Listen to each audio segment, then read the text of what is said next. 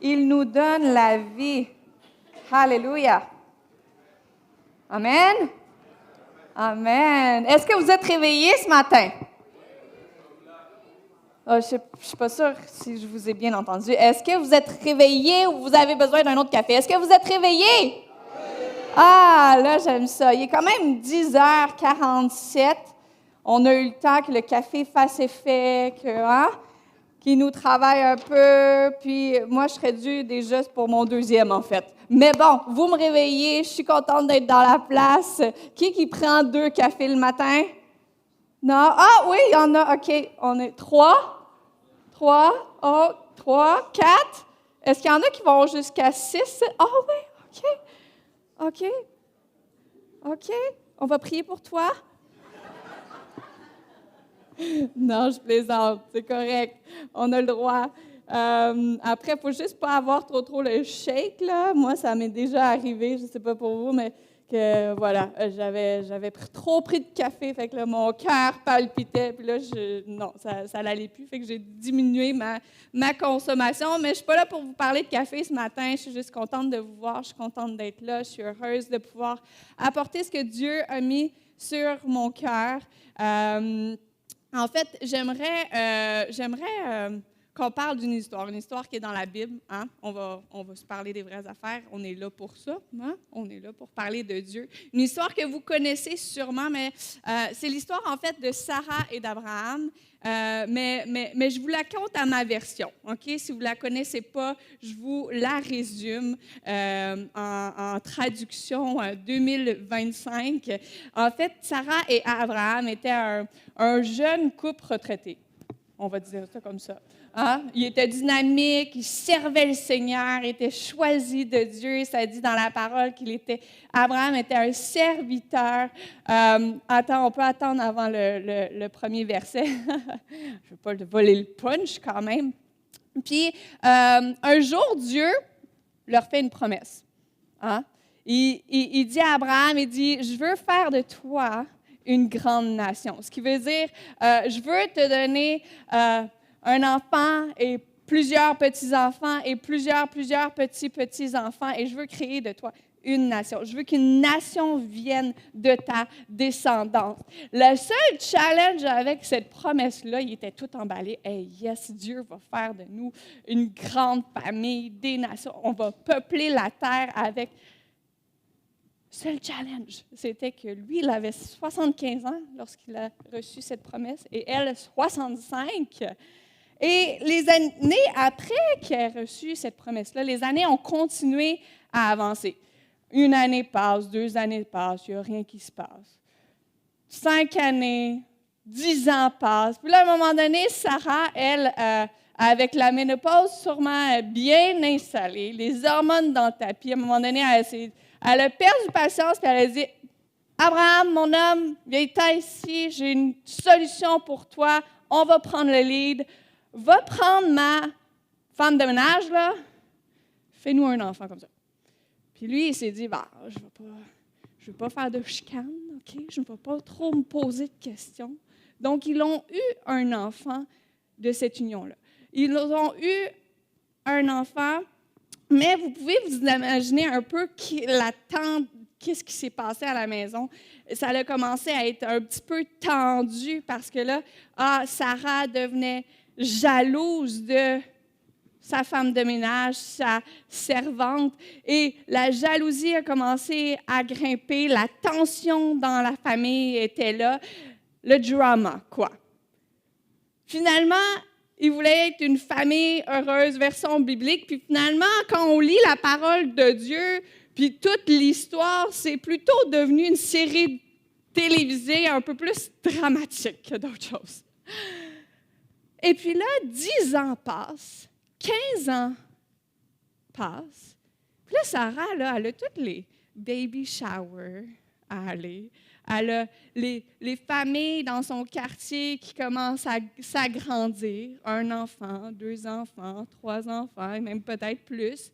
Puis là, les enfants, eux, commencent aussi à grandir. Ils vont à l'école, au secondaire, etc. Et toujours rien. Fait qu'elle s'est dit, c'était peut-être ça, finalement. la promesse de Dieu. Hein? Il m'a donné une promesse, j'ai agi, puis bim, voilà, Abraham, il aime son fils et tout. Puis le drama a un peu descendu après toutes ces années. Mais un jour, Dieu n'avait pas dit son dernier mot. Alors qu'Abraham était dehors, sous la tente, en train de faire un peu barbecue. C'était peut-être pas du barbecue comme on le connaît, mais ça mentionne dans la Bible comme quoi qu'il était en train de cuisiner dehors et tout. Et il y a 3 hommes qui débarquent. Ils arrivent de nulle part. Là. On ne les connaît pas, on ne sait pas c'est quoi leur nom, mais ils leur disent, dans 1 an, vous allez avoir un garçon. Et là, Sarah,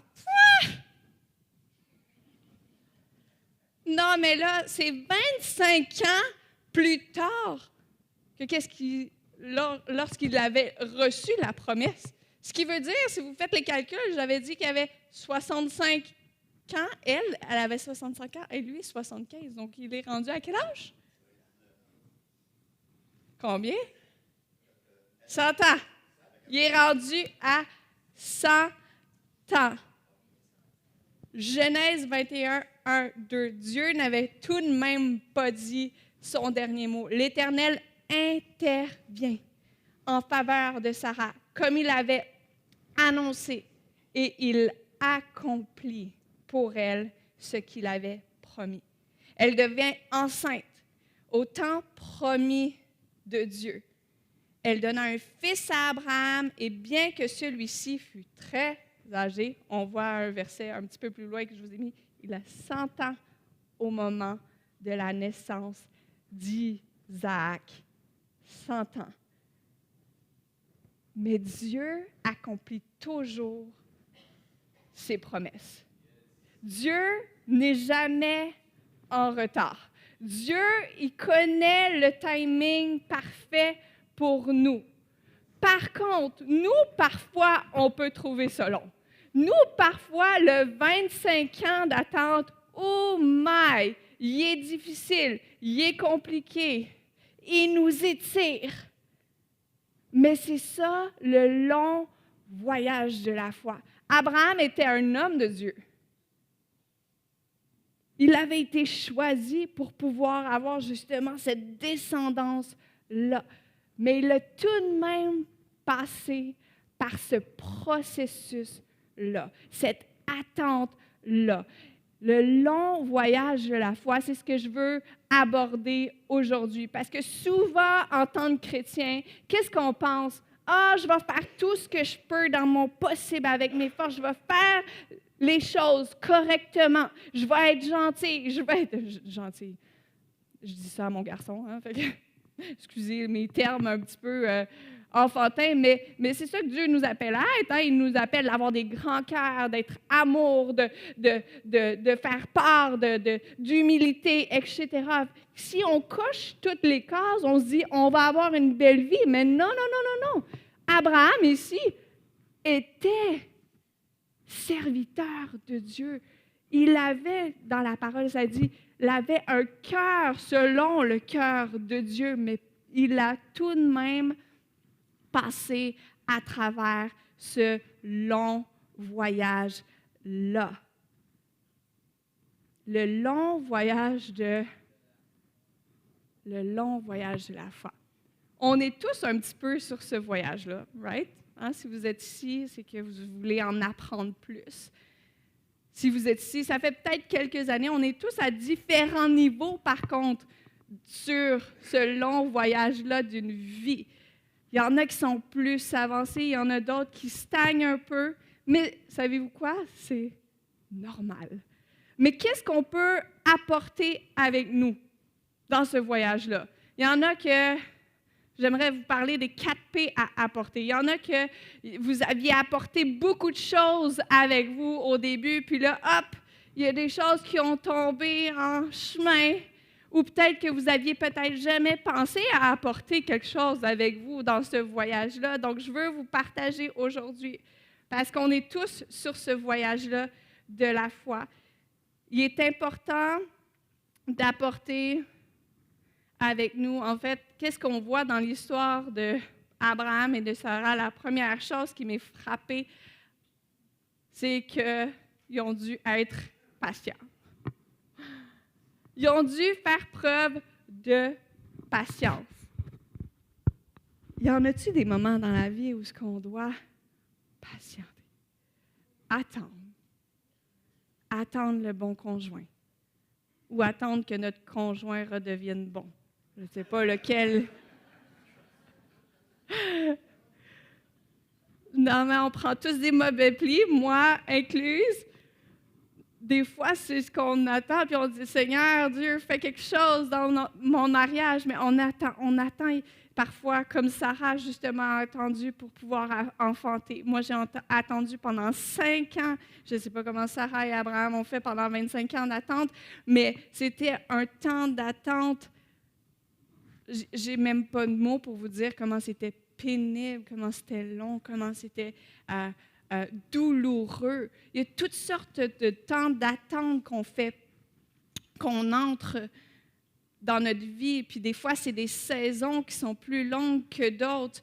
On attend parfois une guérison d'une maladie. Parfois, c'est au niveau business. On veut que notre entreprise monte en flèche, mais ça ne se passe pas. D'autres fois, c'est des promotions. D'autres fois, c'est l'attente de savoir quand est-ce que Dieu veut vraiment que je change de carrière, est-ce que je le fais ou pas. Puis on attend. Parfois, on attend après Dieu une porte ouverte, un appel clair, mais Dieu semble silencieux. Il y a toutes sortes de temps d'attente, mais Dieu nous demande dans Jacques 5, 7, nous dit, « Frères et sœurs, patientez donc. Patientez donc jusqu'à ce que le Seigneur vienne. » Et là, il nous compare où il nous dit, « Pensez au cultivateur. Il attend les précieuses récoltes de sa terre. Il prend patience à leur égard, jusqu'à ce que tombent les pluies de l'automne et du printemps. Vous aussi prenez patience. Soyez pleins de courage. » Pourquoi est-ce qu'il nous compare? Pourquoi il nous donne cet exemple-là d'un cultivateur? Moi, je me suis posé la question parce que je trouvais il y a du coq à l'âne ici qui se passe. Il me demande de patienter, tu pourrais me dire les vertus de la patience, mais non, il me donne un exemple. Donc, je suis allée voir un peu qu'est-ce qu'un cultivateur fait dans la vie. En fait, il ne se lève pas à l'aube, à la fin de l'hiver pour se dire « Hop, OK, je vais regarder mon champ, là, je vais voir si je vais pouvoir cultiver cette année. » On va voir ce qu'il va faire, ce qui va se passer sur mes terres. En fait, non. Le cultivateur, il doit se mettre dans l'action. Il doit tout de même s'il n'y a rien, il ne se passe rien, les terres sont vides, sont plates. Il doit préparer la terre, il doit mettre les semences, il doit arroser régulièrement, entretenir ses cultures. Il y a un long processus avant qu'il puisse récolter, mais il doit se lever et se mettre à l'action. En fait, il y a 2 types d'attentes qu'on peut faire lorsqu'on attend après ce que la promesse de Dieu se réalise vraiment dans nos vies. Il y a l'attente active, comme le cultivateur ici, mais il y a aussi l'attente passive, ou ce qu'on subit. Un peu comme mon garçon dernièrement, juste avant Noël, lorsqu'il a vu les lumières commencer à s'accrocher aux maisons et les décorations sortir dans les magasins. En fait, tout le monde sait que la patience chez les enfants, ce n'est pas une vertu qu'ils ont innée. Ils doivent pratiquer encore et encore et encore. Et en fait, ce que ça fait, c'est que ça travaille notre patience aussi. Mais mon garçon, il est génial, Axton.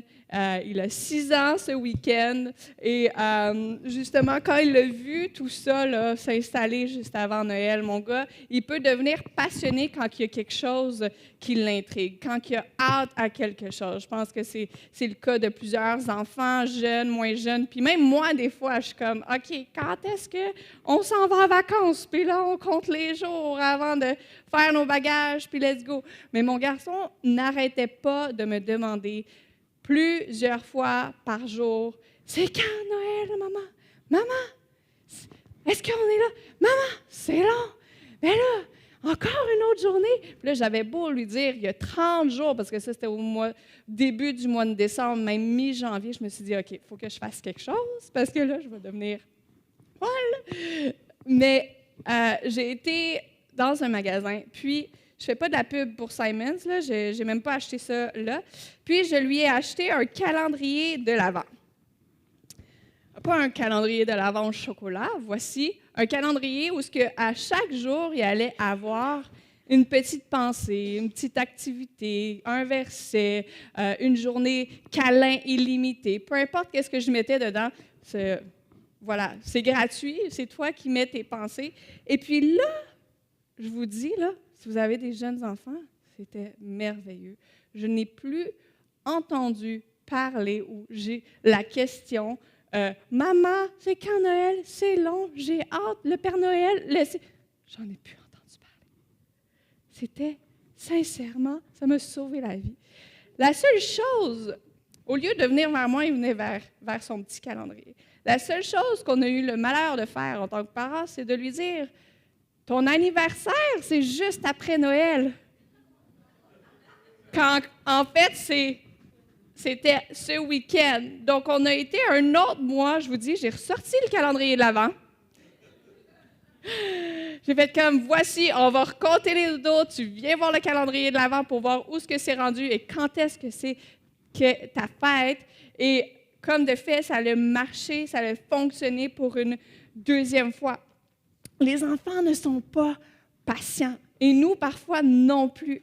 Mais moi, je crois sincèrement qu'on peut switcher, comme on peut transformer notre attente passive, comme mon garçon était au début du mois de décembre, à une attente active avec Dieu. Qu'est-ce qu'une attente active avec Dieu? Une attente active, c'est que tu n'es pas là à subir le temps d'attente, mais tu es là à continuer, à prier, à déclarer, à lire la parole, à t'instruire, à faire des étapes et continuer à avancer sur ce cheminement de la foi-là, parce qu'en fait, qu'est-ce qui se passe quand on décide d'être actif dans notre attente, dans nos moments de patience, c'est que Dieu agit en nous.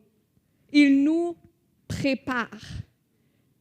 Le moment de patience, le moment d'attente entre quand on reçoit la promesse et quand on la tient vraiment dans nos mains, dans notre âme, parfois c'est des guérisons de cœur qu'on a besoin, mais ce moment-là est là pour une raison. C'est pour nous préparer. Il y a tellement d'histoires dans la parole de Dieu qui parlent d'hommes de Dieu, de femmes de Dieu qui ont dû attendre. Là, on vient juste d'en parler d'une, d'en lire une, Abraham et Sarah, mais il y a aussi David qui a été oint à 12 ans. À 12 ans, il a été oint, puis on lui a dit, tu vas être roi d'Israël.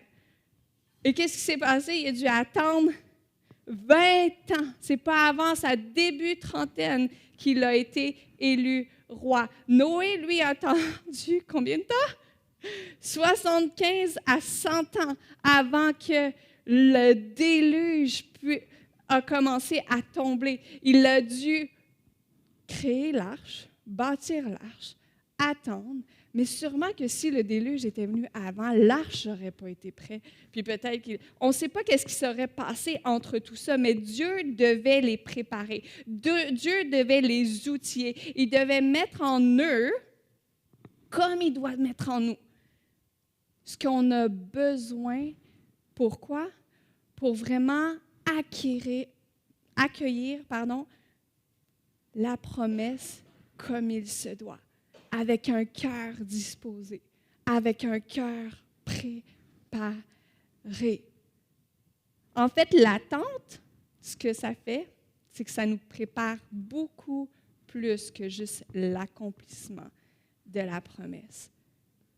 Patienter afin d'être préparé. Patienter afin d'être préparé. Là, je vous donne les deux autres P, un 2 pour 1, ça vient ensemble. C'est un peu comme main dans la main. Ils travaillent ensemble. Pratique et persévérance. La pratique et la persévérance. Dans ce long cheminement de la foi, Dieu veut qu'on pratique ses principes. C'est biblique. Il veut qu'on pratique ce qu'il nous a instruit et il veut qu'on persévère. Parce que quand on est dans l'attente, parfois, c'est long. Parfois, c'est difficile. On a besoin de la persévérance. Il y a quelques années de ça, j'ai offert le meilleur cadeau à la fête de ma sœur. Tu sais, quand tu es vraiment fier d'un cadeau là, que tu as choisi pour la bonne personne, ma sœur c'est une fille active qui aime s'entraîner. Puis là, j'ai eu la brillante idée de lui acheter une passe. En fait, je nous ai inscrites toutes les deux à un demi-marathon. Oui, j'ai fait ça.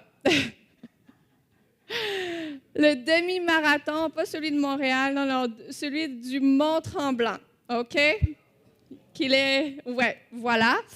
La seule chose que je ne savais pas lorsque je nous ai inscrites, c'est que, en fait, j'étais enceinte. Je ne savais pas encore. Et puis, je n'ai pas pu courir le marathon avec elle. Donc, elle m'a dit, oui, c'était un beau cadeau, mais c'était vraiment mieux si tu l'aurais couru avec moi.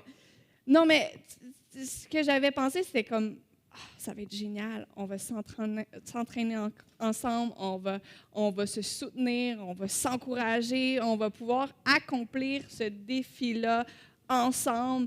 Et en fait, inquiétez-vous pas, là, j'ai tout de même été avec elle, je l'ai encouragée jusqu'à la ligne d'arrivée, j'ai été là, mais j'ai surtout vu aussi tout ce processus-là d'avant la course, où elle a pratiqué, persévéré, même quand elle n'avait pas envie d'aller courir, elle savait qu'elle devait le faire, et puis j'étais là, « Let's go, t'es capable! » moi, avec ma bédaine, « Let's go, t'es capable! »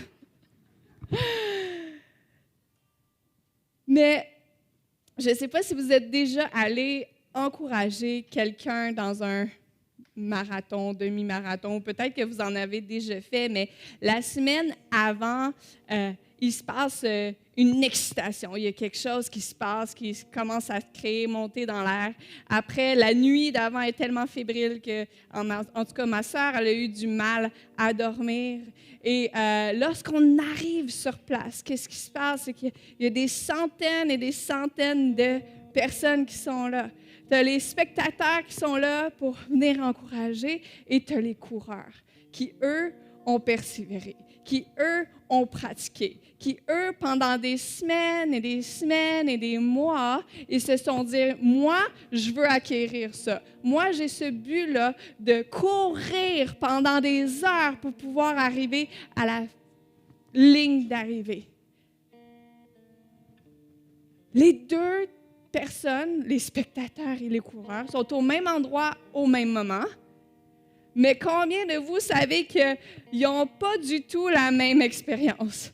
Il y en a qui sont là, ils font du bruit, sont là pour encourager, mais ils sont statiques. Ils ne bougent pas trop. Ils restent là.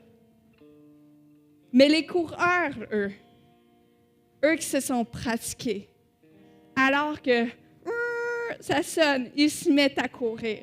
Ils se mettent à donner tout ce qu'ils ont, Tout ce qu'ils ont pratiqué pendant des mois, c'est là que ça se passe. Et puis là, ils courent pendant des heures. Et même si, c'est difficile, c'est challengeant, mais on persévère. Et puis là, tu en as d'autres à côté de toi qui t'encouragent. « Let's go, t'es capable! » Puis là, ils se revoient, puis des fois, ils se dépassent. Mais c'est correct. Et puis, ils arrivent à la ligne d'arrivée. Oh! Là, c'est la fête. Yeah! Tu y es arrivé. Puis là, on entend les trompettes, il y a les pancartes, il y a la fête qui est là, les breuvages, le spectacle, les médailles. Et est-ce que je peux te dire, mon ami, que dans ta foi, c'est ce que Dieu veut que tu vives. Il veut que tu pratiques, que tu persévères pour que tu puisses dire à un moment donné, oui, c'était difficile dans mon mariage, oui, c'était difficile avec mes ados, mais j'ai persévéré, j'ai continué, j'ai déclaré et oui, j'y suis arrivée. Par quoi? Par la grâce de Dieu, parce qu'il m'a fortifié, mais j'ai persévéré dans qu'est-ce qu'il a mis dans ma vie, sur mon plateau, et j'ai dit oui, je continue, je vais arriver à la ligne d'arrivée. Avec quoi? Avec un sentiment de victoire. Romains 5, 3, 4 nous dit, glorifions-nous même des afflictions, sachant que l'affliction produit la persévérance et la persévérance produit la victoire dans l'épreuve. Est-ce que je peux te dire ici, la persévérance produit la victoire dans l'épreuve? Ici, c'est une équation. Lorsqu'on persévère avec Dieu, ça l'égale toujours la victoire. C'est peut-être pas, par contre, je veux te donner un avertissement, c'est peut-être pas la victoire que tu as en tête, par contre. Parce que lui, ses plans sont divins. Ses plans sont plus hauts. Et parfois, notre vision humaine ne perçoit pas la même chose que ce que lui a en tête pour notre vie. Mais est-ce que je peux te dire qu'il a les meilleurs plans pour nous? Il a les meilleurs plans pour cette saison, pour la prochaine saison et la prochaine saison. Ce qu'il faut faire, c'est simplement patienter et persévérer. Pratiquer la persévérance. Même quand c'est lourd, même quand c'est compliqué. Parce que nous allons recevoir la victoire. C'est automatique. 1 plus 1, ça fait 2. Persévérance égale victoire. Je veux terminer avec un dernier P ce matin. Et ça se retrouve dans Luc 2, 52. Ce verset-là, en fait, résume 18 ans de la vie de Jésus. De ses 13 ans jusqu'au début de son ministère. Et ça dit, Jésus grandissait en sagesse, en stature et en grâce devant Dieu et devant les hommes. D'autres traductions vont, à la place de dire grandissait, ils vont utiliser progresser, croissance, avancer. Ça a été traduit dans différentes façons parce qu'en fait, le mot grec est un petit peu difficile à saisir et à traduire. Et le mot grec, devinez quoi? Il commence par un yes. Quand j'ai lu ça, je me suis dit, voilà, c'est vraiment le message que je dois apporter. En fait, le mot grec est prokopto. Pro qui veut dire progresser. Tu ne patientes pas pour rien. Tu ne persévères pas pour rien.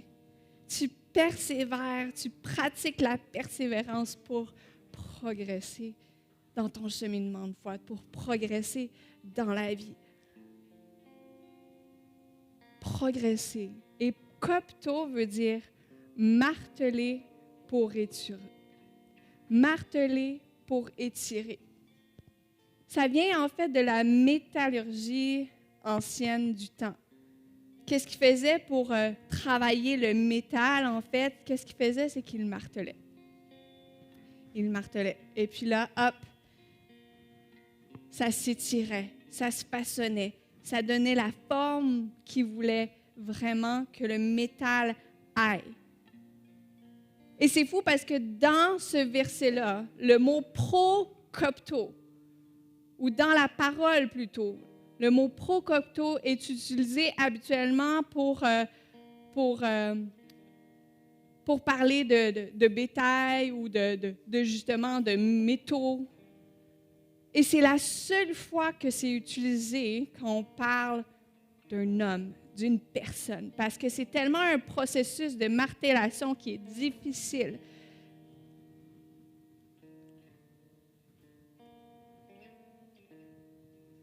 Qu'en fait, humainement parlant, ce ne serait pas nécessairement possible de vivre.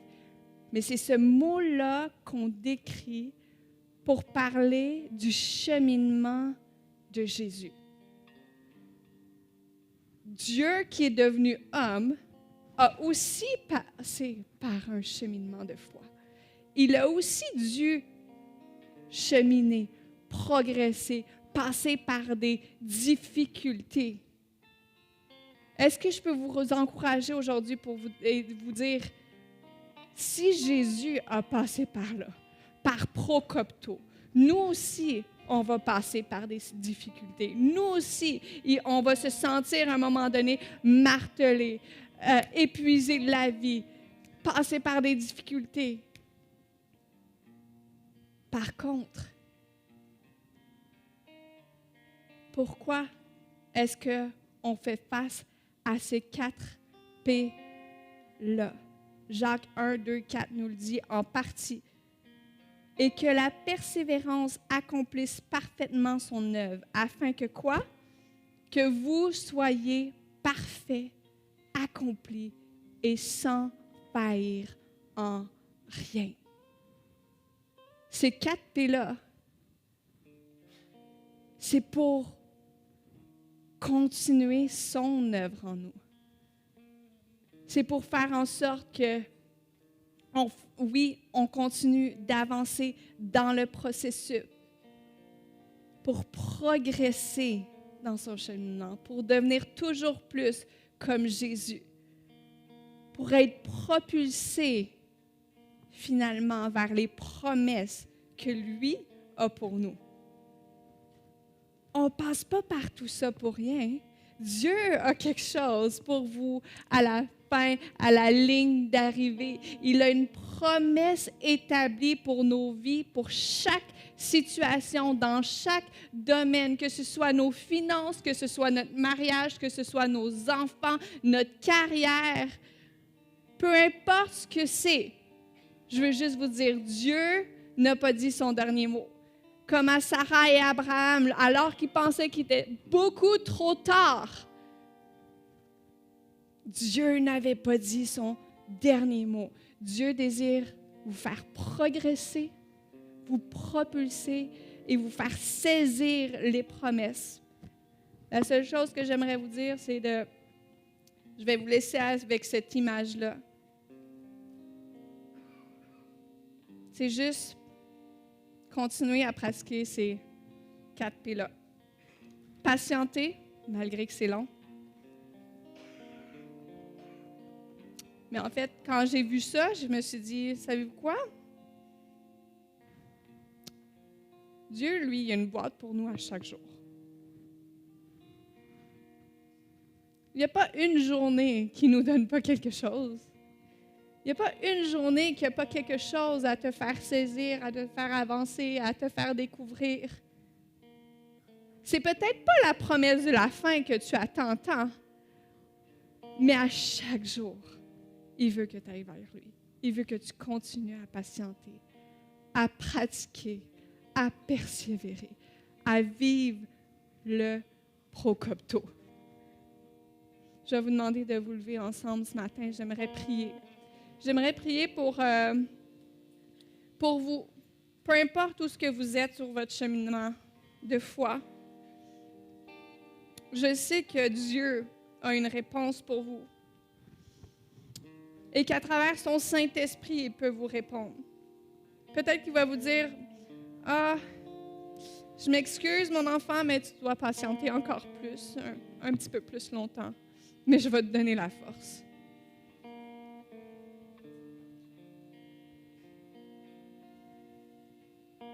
J'aimerais qu'on ferme nos yeux ce matin.